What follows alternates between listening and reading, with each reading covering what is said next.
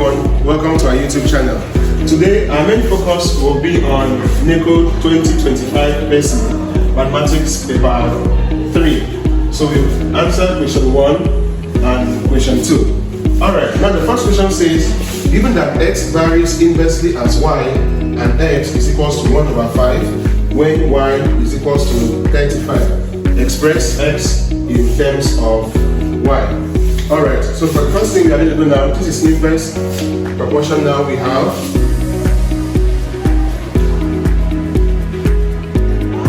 that x varies inversely as y. So in this case now, we need to include our constants first. So we have x is equal to k times 1 over y.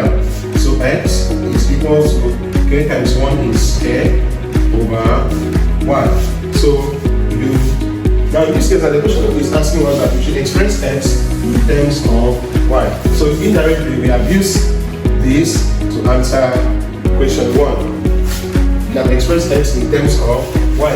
Now the next one says, from the question we have that x is equals to 1 over 5 and y is equals to 35. Alright, so x is equal to 1 over 5, 1 over 5, okay, y is equal to 35. Now this is k divided by y, so k divided by 35. Alright, so in this case now we have 1 over 5 is equals to k divided by 35. Alright, so we can also write this as 1 over 5 is equals to 35 over k. Alright, so in this case, so 1 over 5 is equal to k over 35. So in this case now we can actually cross multiply. So if you cross multiply, 5 times k is equals to 5k. 35 times 1 gives us 35. So we're going to divide both sides by 5 to find the value of k. So divide both sides by 5. So in this case now k is equals to 7. So now we can actually use that to answer the second question, which says find y when x is equals to 14. Now from our main equation we have that x is equals to k over y.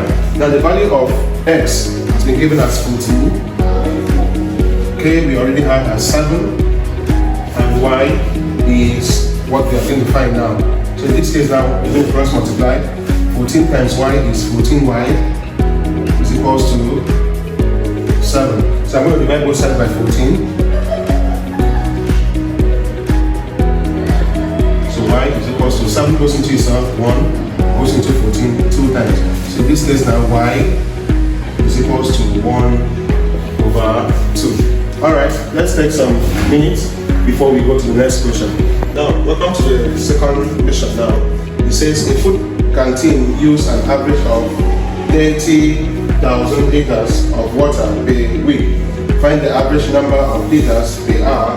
Correct your answer to 3 significant figures. Alright, so in a day we have 24 hours. So for 7 days we have 7 times 24.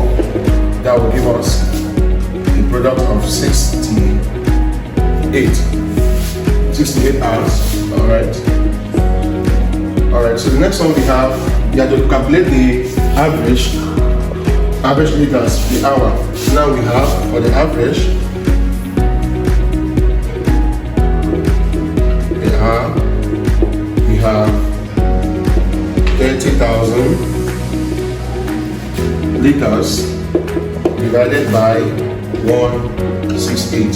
This will give us 178.571. But don't forget, the question is asking us that we should correct your answer to 3 significant figures. So 178 is already 3 significant figures. Now in this case now, our 5 will influence, since it is above 4, so 5 will influence the next number, which is 8, and add 1 to 8. So now in this case now we have 1 7, 9, in bracket, 3 significant figures. Alright, let's take some seconds before we move to question number 2. Question number 2, there were 3.1 shows the scores of students in a test. Okay, now this is a table, the scores. 3 students scored 10, 4 students scored 12, 3 students scored 14, 6 scored 15, 2 scored 14, and 2 scored 20. So the first question says, how many students took part in the test? So all we need to do now is, we are going to find the sum of the frequency to calculate the number of students that took part in the test. So we have, the first question we have 3 plus 4 plus 3 plus 6 plus 2 plus 2. So we have 3 plus 4 plus 3 plus 6, that is 16, plus 4, that is 20. It therefore means that 20 students took part in the test. Alright, the next one we have to calculate the mean score. Calculate the mean score. So we are going to prepare a table, frequency table. We have the score, we can label that as X. We have the frequency,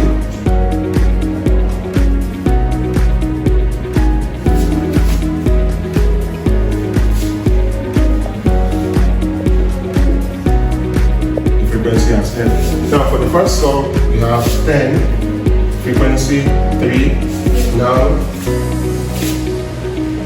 Fx will give us 30, the product of the score and the frequency.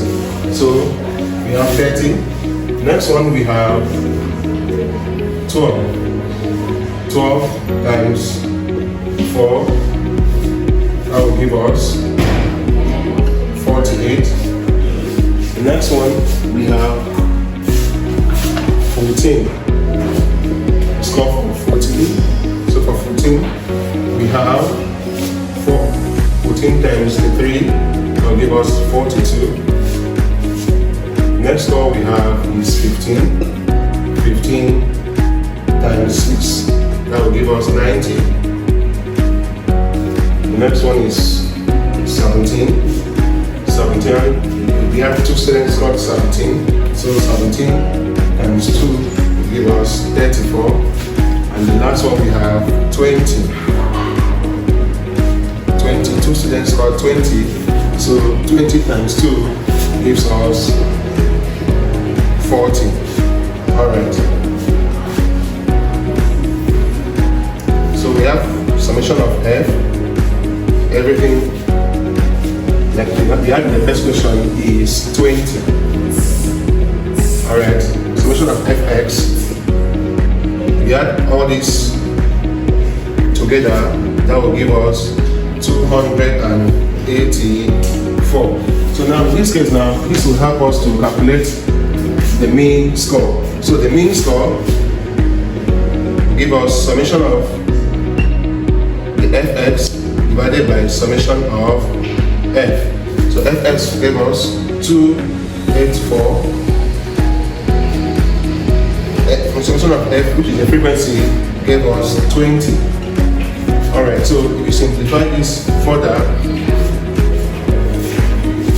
2 goes in here, 10, 2 goes in here, 1, 2 goes in here, 4, 2 goes in here, 2. So we have 142 divided by 10. So this will give us 14.2. So therefore means that the mean score is 14.2. Alright, now let's move to C. C says what percentage of the students scored 15 marks and above? What percentage of the students scored what? 15 marks and above. So now in this case now, 15 marks, this is 15 marks and above. It therefore means that everyone that scored from 15 and above is what we're actually dealing with now. In this case now we had 6, 2, and 2. That will give us a sum of 10 students. I mean 10 students scored between 15 and above. So to find the percentage, we have the students that scored 15 and above,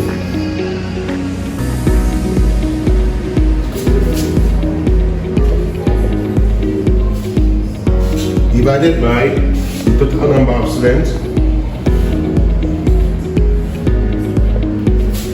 times 100 over 1. So the students that scored 15 and above, from the figures, there were actually 10 students. So 10 out of the 20 students times 100 over 1. 0 cancels 0.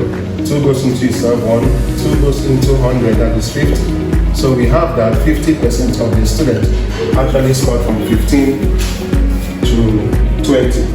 Alright, so the next one, that's C. Let's go to D. So this is find the probability that a student chosen at random score 12 marks. Find the probability that a student chosen at random scored 12 marks. So in this case now, the number of students that scored 12 are actually 4 students. So that for me is that 4 out of the 20. So how do we get that 4 out of the 20? Is the required outcome.